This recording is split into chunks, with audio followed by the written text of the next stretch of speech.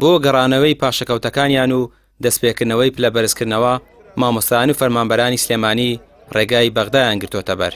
دوای زیاتر لە 100 گرتبوونەوە خۆپشاندان هێشتا دەستبەرداری شایستەداراییەکانیان نەبوون و سکاڵای خۆیان بردە بەغدا و لای کوت لە جیاوازەکان. هاتوونەتەوە بەردەم نووسینگەی سلێمانی پەرلەمانی عێراق و دەڵێن هیچ کات ئامادە نین لە مافەکانیان خۆش ببن و متمانەشیان بە حکومەتی هەرێم نەماوە.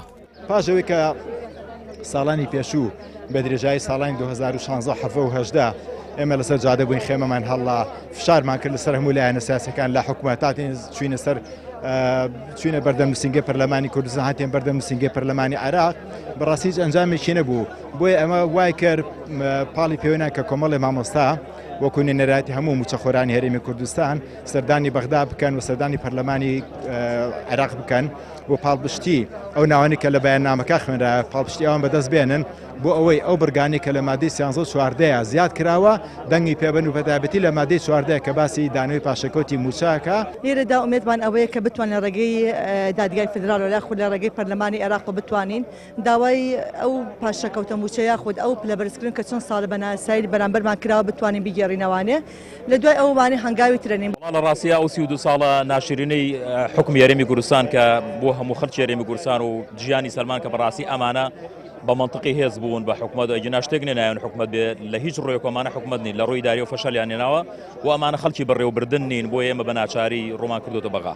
بەڕاستی ئەم دوو حیزبە ئەم دوو دەسەڵاتدارە زوڵمێکی زۆرمان لێ ئەەکەن و ئێمە لە ئاز ئەو زوڵمانە بە هیچ شێوەیە لە مافی خۆمان خۆش نابین و داوای مافی خۆمانەکەین ئەمانەیە وەکو هاوڵاتیی عێراقی ماواتینێکی عێراقی شەمان بۆ بکرێت. ئێمە سەحەبی 7 دینار بووین لە گوندەکان وەڵڵی 6مانداوە بۆ شۆڕش چەکی پێکڕیوە یعنی معنای بەچی تۆ ئێستا مافی حتا مافەکەی خۆم یعنی مافە سەرتاکە خۆم کە موچەیە نامەیتە کە مامۆسایەکەم 20 ساڵە مامۆسام.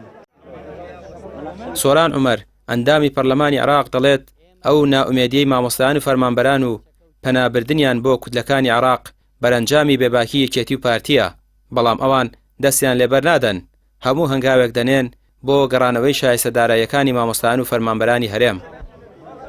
ئێمە پشتیوانی داواڕەواکانتانین کە موچە لە یاسای بودجەی 2023 تا 2025 عێراق کە ئینشاءالله ئەو کاتەی کە پەسەند دەکرێ لە کاتی خۆی بگات و ئێمە چاودێرێکی وردەبین بەسەرەوەی نەدوا بکەوێ و نە مماتەڵەی پێ بکرێ نەمافی ئێوە بخورێ. ئێمە لەگەڵ تەواوی گەڕانەوەی پاشەکەوتی موچەین لەو ساڵانەی ڕابردوو کە حەقێکی فەرمانبەرانە لە گردنی حکوومەتی هەرێمە وەلاژ ناچێ و دەبێت حکوومەتی هەرێم ئەمڕۆ سبەی بیداتەوە. هەنگاوەکانی مامۆستایان و فەرمانبەران بۆ گەڕانەوەی شایستەداراییەکانیان تا کاتێک بەردەوامی دەبێت کە هەرێم ناچار بکەن بە گەڕانەوەی چونکە دەڵێن مافێکی یاسایی خۆیانە و چاوپۆشی لێ ناکەن هەنگاوی دیکەش دەگرنە بەر هەموو ڕێگایەک تاقی دەکەنەوە و نائومێد نابن تا کەچکردنی ملی کاربەدەستانی دەسەڵاتی هەرێم بۆ داواکاریەکانیان. ڕامیا عوسمان کەناڵی پێیام سلێمانی.